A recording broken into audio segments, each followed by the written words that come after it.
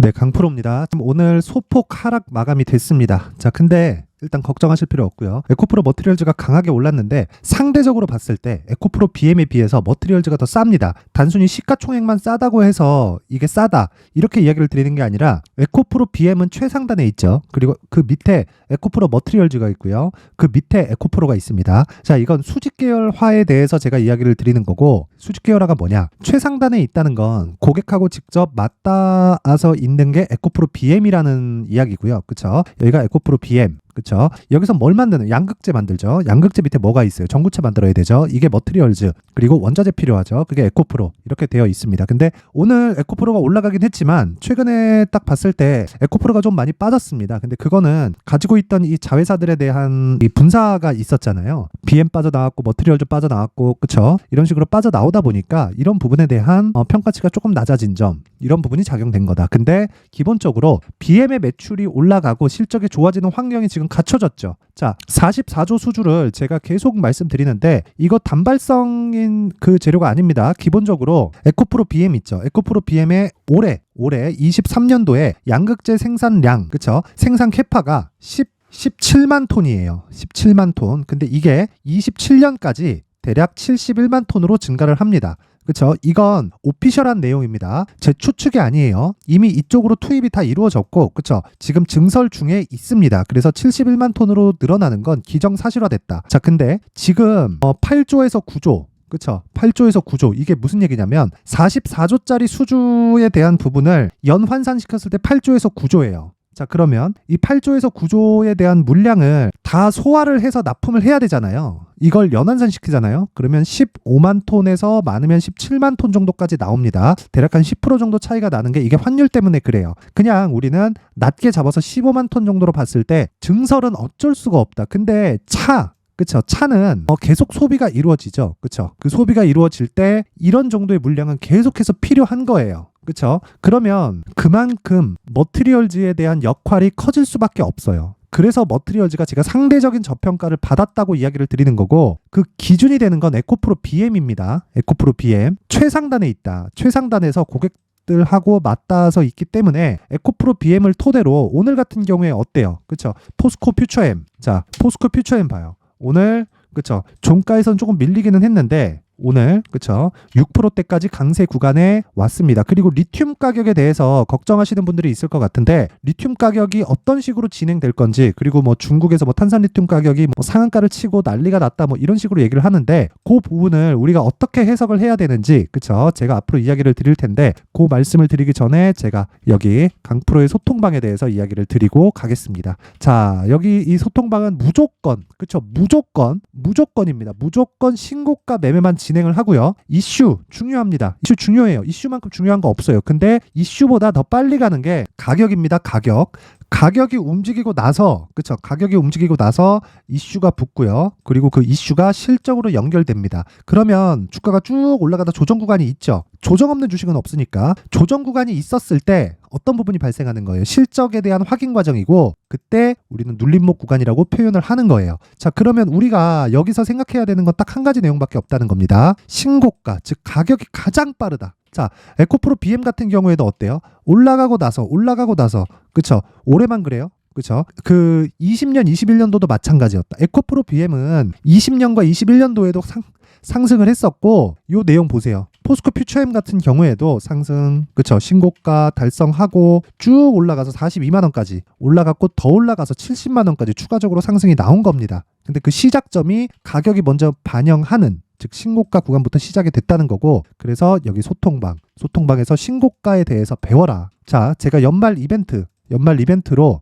여기 소통방 인원을 딱 1000분까지 늘리기로 결정을 했고요. 무엇보다 무료로 진행을 합니다. 뭐 굳이 뭐 여기 오는데 뭐 돈 주세요 이런 소리 안 해요. 자, 어떤 식으로 진행하는지 보겠습니다. 자, 오늘 같은 경우에도 보면 12월 15일 에코프로 BM, KINX 이렇게 진행됐는데, 에코프로 BM 같은 경우에 뭐 상황 아실 테고 이건 일단 패스를 하겠습니다. 그리고 KINX, 자, KINX에 대한 움직임을 보면 오늘 13%에 끝났습니다. 13%에. 근데 어떻게 됐어요? 그쵸? KINX. 장 시작 전에 진입이 됐죠. 그쵸? 여기 보면 8시 58분, 그쵸? 8시 58분에 여기 8시 58분에 그쵸? 8시 58분에 진행이 됐고 정확히 시가의 0.8% 상승. 뭐 크게 뭐 갭상승이 나온 게 아니에요. 8시 58분 딱 보고 진입을 했는데 기준이 되는 게 있어야 된다. 이건 운 아닌가요? 이게 아니라 신고가부터 주가가 갔다는 거예요. 신고가 매매를 하지 못하면 이런 종목을 절대 잡을 수 없다. 그래서 신고가 매매를 내가 이해했을 때 에코프로 BM, 에코프로 또는 에코프로 머티리얼즈, 포스코 퓨처엠 이런 종목을 매수할 수 있고 하루에 그쵸 10% 넘는 수익도 가능하다. 근데 이건 매일 나오는 것이 아니기 때문에 내가 수익 모델을 계속 정해서 가지만 그 수익 모델은 한 가지로 귀결되어야 되고 그게 신고가 매매입니다. 신고가 매매.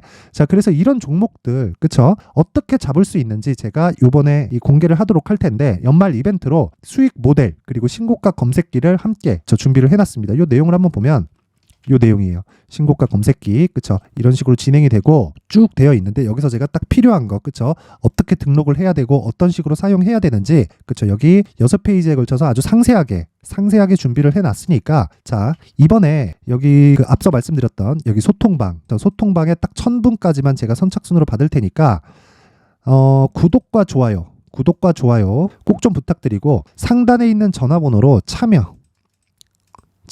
참여라고 문자를 보내주시는 분들에 한해서만 제가 소통방 입장 링크 그리고 여기 신고가 검색기에 대한 부분 그쵸 한 분도 빠짐없이 여기 참여라고 문자 보내주는 번호로 제가 공유를 해드리도록 하겠습니다. 자 다시 한번 말씀드리지만 주식시장에서는요 신고가 매매만이 살 수 있는 방법입니다. 이거 아니고 내가 저가에 매수할 거야 이러잖아요. 그럼 어떻게 되는 줄 알아요? 물려 있습니다. 물려 있어요. 올라가려면 올라가는데 필요한 이 매물 소화 과정 다 거치면서 가야 되는데 이게 6개월 걸릴지 1년이 걸릴지 2년이 걸릴지는 몰라. 그때 가봐야 알기 때문에 무조건 신고가로 매매를 하셔야 됩니다. 그쵸? 그리고 여기 소통방에 들어와서 저 질문도 하시고 뭐 여러 가지 내용 뭐 질문하는 내용 그쵸? 다 제가 이야기를 해드립니다. 그리고 오늘 보세요.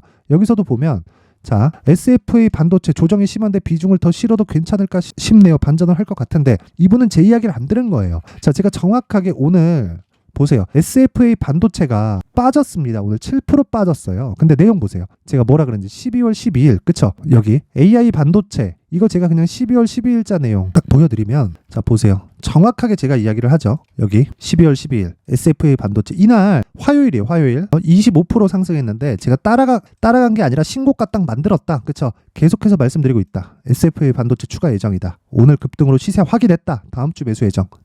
이제 다음 주부터. 근데 오늘 어떻게 됐습니까? 그쵸? 오늘 자 보세요. 7% 하락했다. 이제 다음 주에 딱 눌림목 잡으면 됩니다. 눌림목을 잡기 위해서는 그쵸 스킬이 필요한데 대형주에 대한 상황을 체크해야 됩니다. 이 부분 반드시 기억하시고요. 그리고 무엇보다 그쵸 이번에 와서 이 신고가 매매에 대해서 제가 이 교육을 준비하고 있으니까 그 교육에 대한 내용도 제가 소통방에서 다 공유를 해드리겠습니다. 꼭 구독과 좋아요 부탁드리고 상단에 있는 전화번호로 참여라고 문자 보내주시면 제가 그 번호로 여기 소통방 입장 링크 그리고 아까 전에 말씀드렸죠. 여기 수익 모델 검색기 그리고 수익 모델 이 자료에 대해서 요거는 제가 강의 자료로 해가지고 만들어 놓은 건데 일단 10페이지 분량으로 되어 있고요. 이거 먼저 딱 받아가서 제가 어떻게 강의를 해 나가는지 상세하게 먼저 예습을 하시면 됩니다. 뭐 제가 일단 맛배기만 먼저 보여드리면 5페이지 그쵸 2단계 상승 구간을 잡기 위한 전략 그쵸 이자를 어떻게 잡아야 되는지 관련된 내용 밑에 쭉 있고요. 이런 식으로 진행을 하고 있으니까 와서 배우세요. 그냥 다 무료로 다 뿌립니다. 그쵸? 무료로 딱 뿌릴 테니까 와가지고 공매도 같이 때려잡자. 그쵸? 우리가 어떻게 하는지에 따라서 정말 공매도는 큰 타격을 입게 될 겁니다. 자, 그리고 여기 지금 중요한 내용이죠. 에코프로 BM. 오늘 주가가 좀 빠졌는데 그쵸? 좀 빠졌어요. 한 보합권에서 마감됐는데 에코프로 머티리얼즈도 상승을 했고 그리고 포스코 퓨처엠도 상승을 했습니다. 그렇다는 건 조정이 끝났다는 거예요. 이거 딱 보면 뭐가 느껴지시나요? 역헤드앤숄더잖아요. 그쵸? 역헤드앤숄더 딱 찍고 저가 만들고 다중바닥 이 쌍바닥 딱 만들고 추가적으로 상승한다. 이게 끝이에요. 끝. 더 이상 무언가 얘기를 할 게 없다. 그쵸? 더 이상 할 게 없어요. 그래서 수급적인 부분에 어떤 게 있을까? 그쵸? 아까 전에 말씀드린 그 내용이죠. 권성동에 이어 박수영도 주식 양도세 기준 완화 촉구하고 있다. 자, 내년에 총선이 있다 보니까 이런저런 내용이 있는데 뭐 내용 잠깐 보면 우리 증시 중 특징 중 하나가 연말이면 주가지수가 하락하는 경향이 있다. 종목당 10억 이상을 보유하면 대주주로 간주돼서 주식 양도 차익의 20%가 과세되는데 부과 대상자 확정 기준일이 증시 폐장일 전날이기 때문에 그 직전인 연말에 대거 매도하기 때문 그쵸? 이거는 매도하는 사람이 나쁜 게 아니라 당연한 거예요. 이날만 내가 보유하고 있지 않으면 20% 수익에 대한 차익을 내가 내지 않으니까. 그쵸? 이건 너무 당연한 거잖아요. 당연히 바꿔야 돼요. 그리고 이게 안 바뀌더라도 금액에 대해서 이 조율을 줘야지. 요즘에 10억이 웬 말입니까? 10억이 작은 돈 아니죠. 큰 돈이에요. 근데 서울에 있는 아파트 10억 미만짜리 찾기가 더 어려운데, 그러면 서울에 아파트가 그렇게 많은데 아파트 한 채 한 채 갖고 있는 사람들은 전부 다 대지주인가요? 이 자체가 말이 안 되는 거잖아요. 근데 이게 바뀔지 안 바뀔지는 모르겠지만, 이게 생각해 보세요. 연말 12월 중에 끝난다. 12월 중에 끝나면 우리한테는 긍정적인 내용이고요. 왜? 제가 소통방에서 계속해서 이 매수 신호를 내보낼 테니까 어떤 식으로, 그쵸? 최적의 매수 신호. 하지만 2주 안에 정리될 수 있는 상황입니다. 그쵸? 그 내용에 대해서도 제가 이야기를 드릴 거고, 연말 지나고 나면 1월 달에는 다시 강세 구간으로 들어갑니다. 지금 연준에서도, 그쵸? 100기 들었죠? 이제 금리 끝입니다. 끝이에요. 더 이상 하락만 남았다. 그러면 우리는 매수 관점을 찾아야 된다. 그래서 에코프로가, 그쵸, 오늘 약간 조금 다른 종목에 비해서 약한 모습을 보였지만 전혀 걱정할 거 없고, 내가 얼마의 매수를 해야 되는지 무조건 2주 안에